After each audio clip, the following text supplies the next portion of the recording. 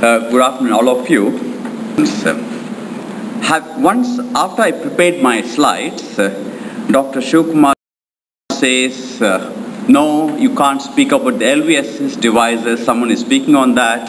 You can't. What are they? So I've removed the CRTs, the assist devices.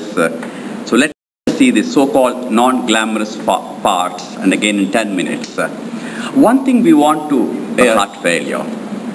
The second point I would like to mention is the role of enzymes, the BN. Coming to the management, in summary, and as I said before, ACE inhibitors is the class 1 indication, beta blockers, class.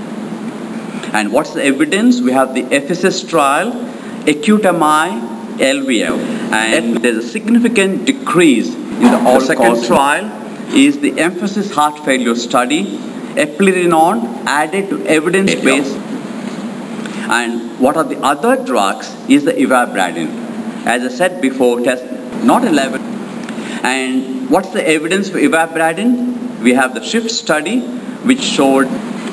And what are the drugs to be avoided? I'm sure all of you had been covered in the morning talk. And as I said before, I'll skip this slide on the cardioverter defibrillators and the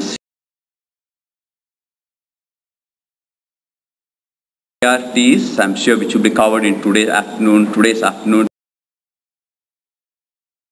talk.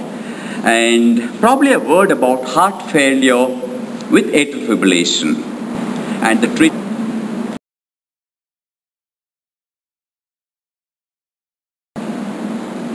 And what are the recommendations for management of ventricular arrhythmias in heart failure? I think this has been covered by Dr. Dayasagar yesterday. Recommendations for myocardial revascularization. In addition, there are certain class 1 recommendations for heart failure.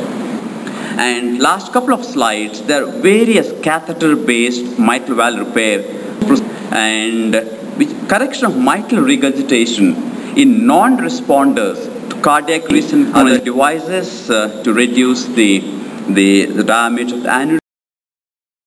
And in fact, for the next 5 years, 10 years, an extension of the surgical procedure, even the So beauty is at the end of the story. I'm sure all of you have seen this movie. So I'm sure. So don't just go for the glamorous things.